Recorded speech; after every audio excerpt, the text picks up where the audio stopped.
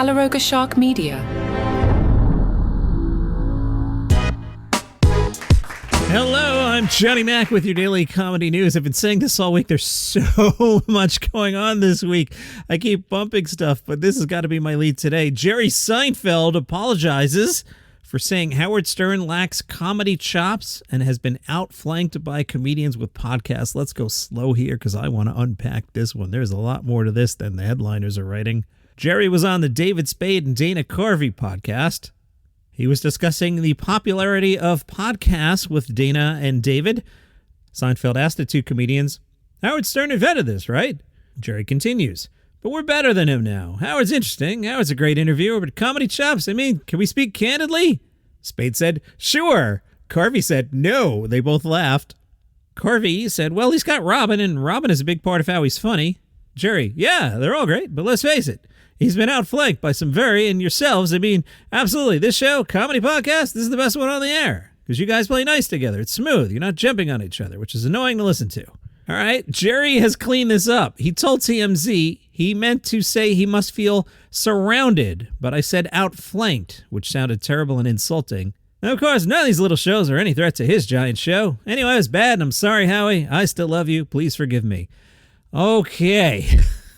I have met Howard Stern once in my life. Howard paid me the compliment of my career. So understand, I'm 54 years old, grew up in New York City. I was already listening to WNBC in 1982 when Howard Stern came along.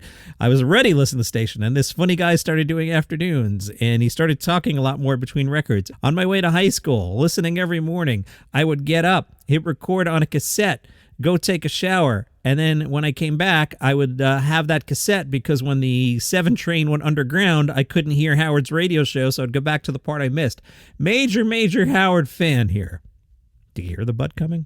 I was at Sirius when we hired Howard Stern. The day before we had Howard Stern, if I told somebody where I worked, I'd go, I work at Sirius, and then go, I don't have Cyrus, I have XM. Every time somebody would call it Cyrus. The day we hired Howard, nobody ever said Cyrus to me again. Howard made Sirius. Howard paid me the compliment of my career. I met him once, and he found out that I was running the Raw Dog Comedy Channel, and he said, the station sounds great. That meant so much to me. That's 2006. Somewhere in the last 18 years, Howard became everything he hated. I wish I had a time machine, and I would go back to the days of Howard Stern ripping into John DeBella, the quote-unquote zookeeper from Philadelphia, making fun of DeBella for being bald. I'm sure Howard's hair is naturally as dark as it is. Making fun of DeBella's marital situation. Howard, you're living in the Hamptons with your second wife and your hair's a little too dark. You became everything you hated. At some point, Howard somehow disappeared a lot of his career, and here in this third act, he wants to be remembered as the great interviewer, and Jerry even kissed the ring here. But Howard became everything he hated. It's hard for me to watch. I have not enjoyed the third act of Howard's career. Also here, back in the day, because I was listening, Howard Stern used to kill Jerry Seinfeld. You may recall, let me Google here so I get my facts right. People magazine reported that Jerry Seinfeld met Shoshana Lowenstein, then a 17-year-old and a senior at a private school back in 1993. In a 1993 Playboy interview, Jerry said he didn't know how old she was when they met. I met this girl, Shoshana. She's a very sweet girl, and she's very pretty. I didn't know how old she was. I knew she wasn't 40. I took her to a basketball game, and that was the whole thing. Jerry Seinfeld was a guest on the Howard Stern show. Howard Stern asked Jerry back in the day, so you sit in Central Park and have a candy bar and a string and pull it when the girls come? Jerry defended his actions, saying, I didn't realize she was so young. The only girl I ever went out with was that young. I wasn't dating her. We just went to a restaurant. That was it. Jerry tells people, I'm not an idiot. Shoshana's a person, not an age. She's extremely bright. She's funny, sharp, very alert. We just get along. You can hear the click. So here we are in 2024. Jerry maybe accidentally takes a shot at Howard. Personally, I think perhaps possibly that I imagine Jerry doesn't want Howard to get rabid. That's what I think's going on here. We're 7 minutes in. I'm still on the first story. You may recall I was talking about Jerry Seinfeld being on with Dana Carvey and David Spade. They were talking about comedy podcast. Jerry said, who knew there was a market? Who knew people wanted to get to know us? Who gets the credit for figuring that out? Jerry apparently criticized comedians who get personal on their podcasts, saying, make us laugh. How interesting do you think you are? You're not that interesting, okay? You're not. When you're funny, you're worth it. This is my line. But you know me. You know me. No, but I draw that line. If you're not that funny, we're not that interested in you. All right, there's a new version of The Office. I got to comment on that as well. Yeah, I had my caffeine this morning. In The Office, spinoff is the word I'm seeing, and I'm going to comment on that. The documentary crew that immortalized Dunder Mifflin's Scranton branch is in search of a new subject when they discover a dying historic Midwestern newspaper, and the publisher trying to revive it with volunteer reporters. Apparently Domhnall Gleeson, you know him from Star Wars movies. My brain's not working. Redhead guy in the sequels, the bad guy, General Hux. Is that General Hux? Him. And Sabrina Impacciatore will lead the cast. Production will begin in July. Now, is this a spinoff? I mean, okay, there's a documentary crew filming people, so is Modern Family a spinoff then? Is Parks and Rec, season 1 at least, a spinoff? Are they going to do something lame like when Oscar Nunez moves to the Midwest to volunteer at a newspaper? Are they going to do that? Don't do that. This thing will be on Peacock. I think that might be a strategic mistake. If this were on NBC, everyone's going to watch it. It's on Peacock. I know they want to get subscriptions. I don't know. Is sort of The Office interesting enough to get anyone to get Peacock? Not sure. David Beckham was on Kimmel, and he said he reached out to Tom Brady after the roast.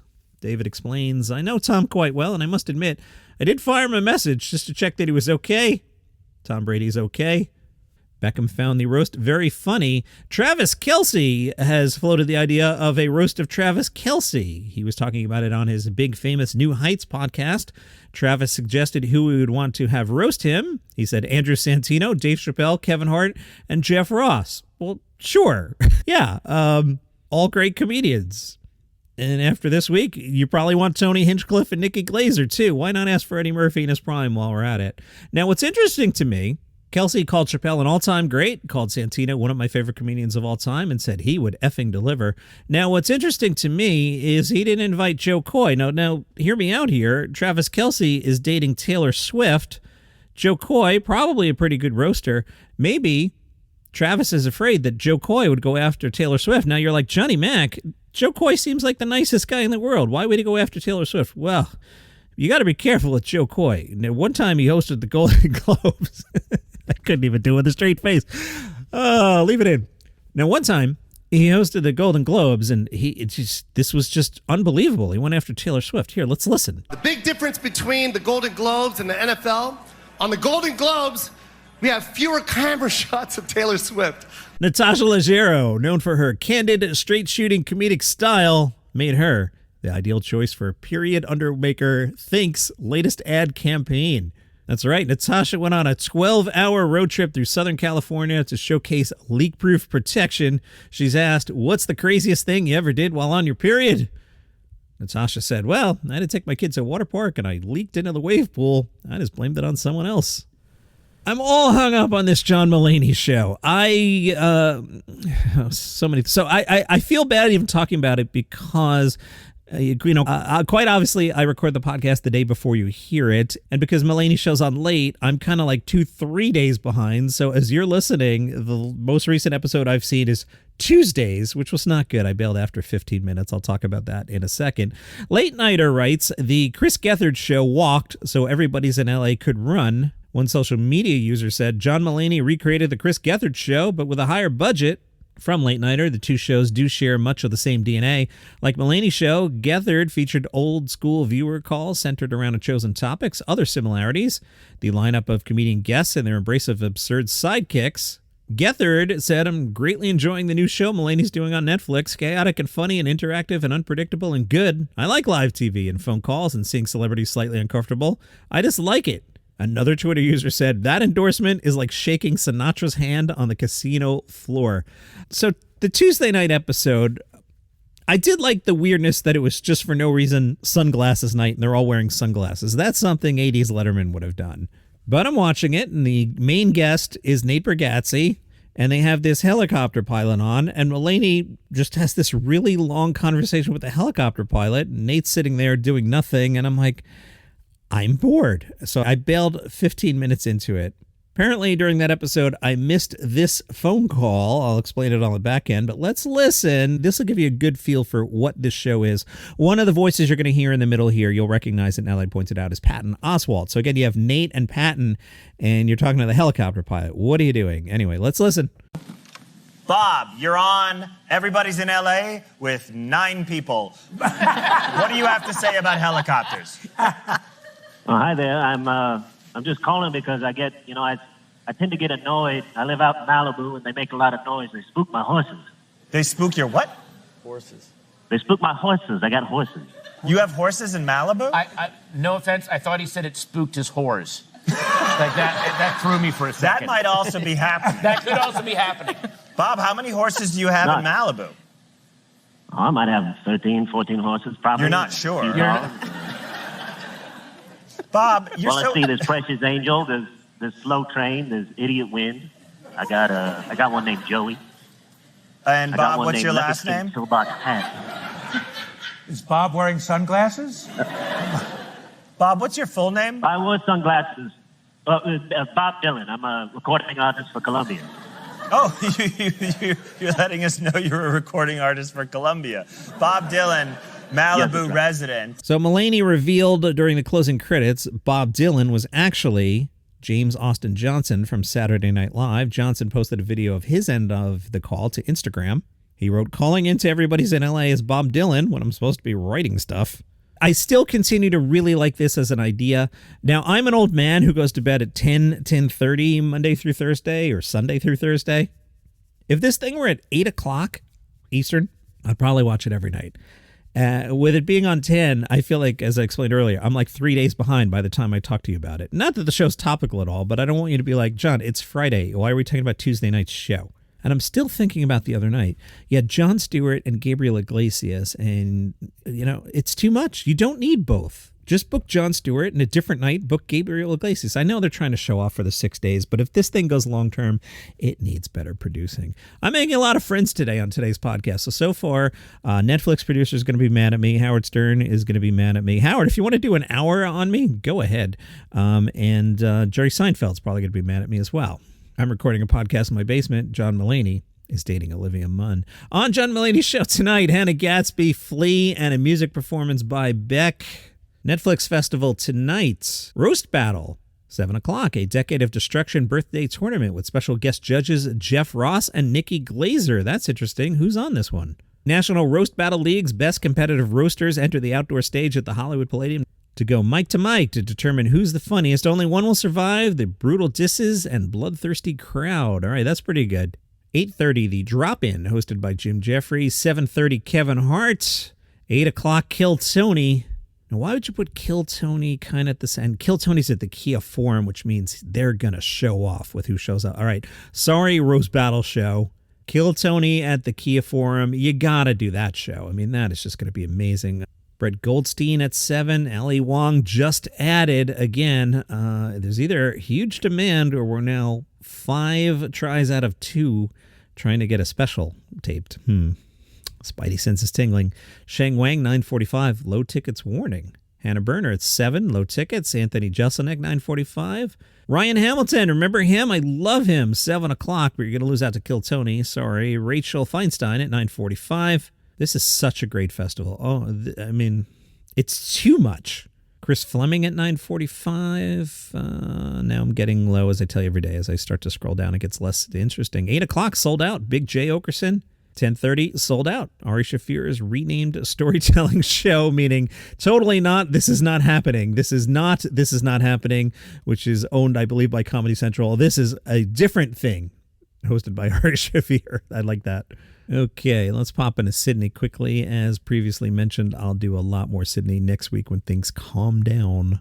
This one looks fun, just added. It's called All Right Hey, Show Dancing Queen. As a self-proclaimed social media veteran, it's about time All Right Hey released his memoir. The only problem is no reputable publishing agency has offered to print it. Thankfully, he's publishing it in his own way, live on stage. Looks fun. Also on Saturday, Artiste. Mr. Bean meets the Mona Lisa in this high-energy, paint-splattered comedy for the whole family, so you can bring your kids to this one. It's at 1:30 in the afternoon. Website Nothing Ever Happens in Brisbane calls it a celebration of creativity and playfulness for both young and old. Oh my goodness, I just checked the timer again. All right, this is when I start macheteing topics. Let's see, you can wait. Here, let me tell you about this one. I've been trying to get to this one all week. Tracy Morgan visited a hospital recently and greeted cancer patients. Tracy visited the Florina Cancer Center on Staten Island. He told the patients, God is great, God is good, God is everywhere. Tracy popped in and out of several adult and pediatric rooms in the infusion center where about 30 patients were receiving treatment. Right? You're not expecting Tracy Morgan to come by. I guess that brightened up your day. And that is your comedy news for today. So much going on. It will be a robust, normal weekend. No filler, all killer. Hack. If you enjoy this program, tell a friend about it. They might like it too. One way to support the show, you can go to buymeacoffee.com/dailycomedynews. This one's 8% left. Probably about 3 sips left there. And if you would like this program ad-free, open up the show on Apple Podcasts. You'll see it says Calaroga Shark Plus subscribe. And for $4.99 a month, you'll get this program and others on the network ad-free. And you can test drive it for 30 days free to see if you like the whole idea of it or not. All right. See you tomorrow.